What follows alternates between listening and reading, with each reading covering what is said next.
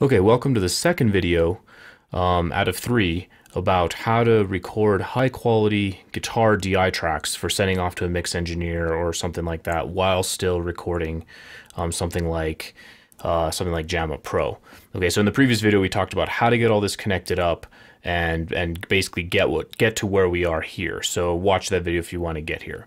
In this one, we're going to talk about how to get maybe the stereo tracks into here, or or maybe drum tracks, something like that. In this example, we're doing drum tracks. Okay, so to do that, everything's already fired up and ready to go. We got AudioBus, we got JamUp hooked up, ready to roll here. Everything's good to go.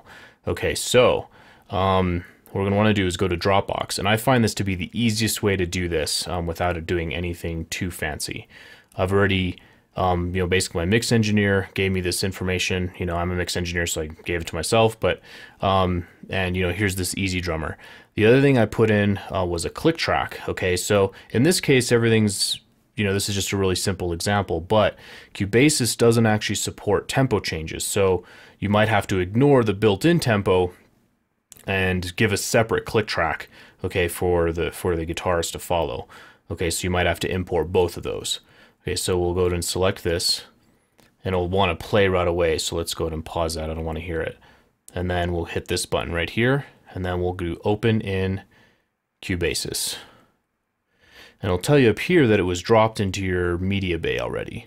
So let's go ahead and go to the media bay and grab it. So it's going to be under audio, and it's going to be way down here at the bottom.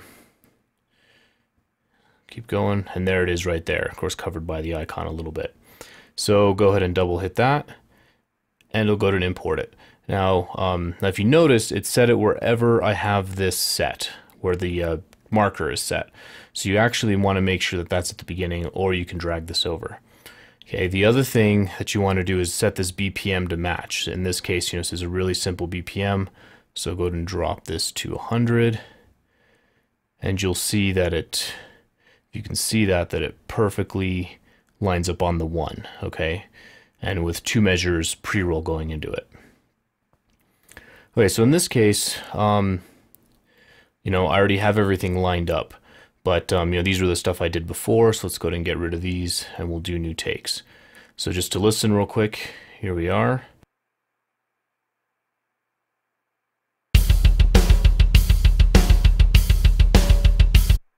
Cool, very simple drum loop. Okay, so because we have these tracks set up from before, I want to make sure I get the DI, which we can listen to right now. Okay, and then you can hear that clean over top, and then we have the JamUp right there. Okay. One thing to notice here is, for whatever reason, it's stuck it onto the JamUp track, so let's just put its own, and we'll bring it down here, and then we'll go ahead and name this drums.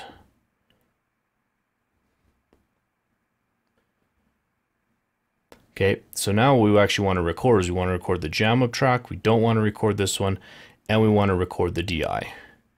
Okay, let's go ahead and turn on the metronome, and we'll record our first track.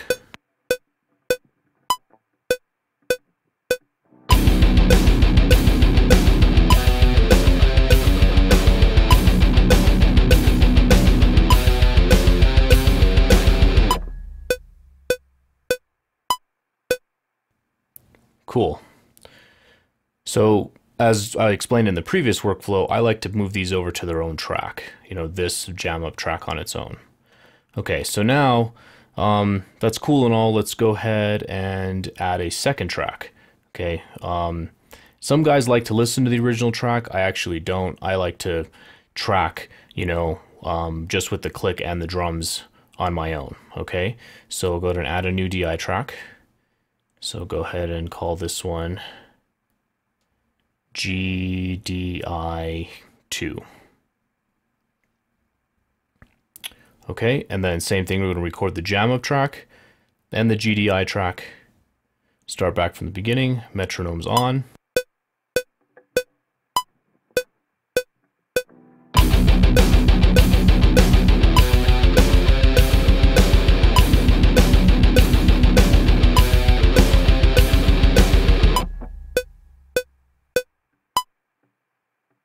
Cool. And then see we have the DI track and the audio track.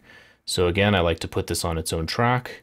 So we'll go ahead and grab this track and we'll bring him down to here. And we'll name this one Guitar 2.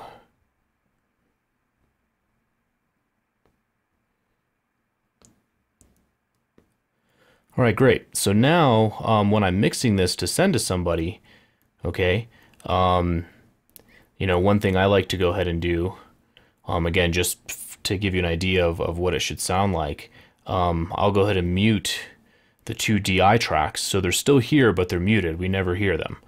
And then I'll pan this guy to the left. We'll take this other one, pan him to the right. You got drums down the center.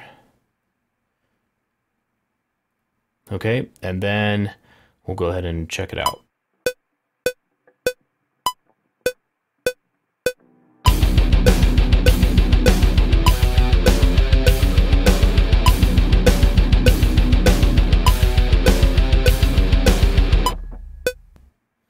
Very cool.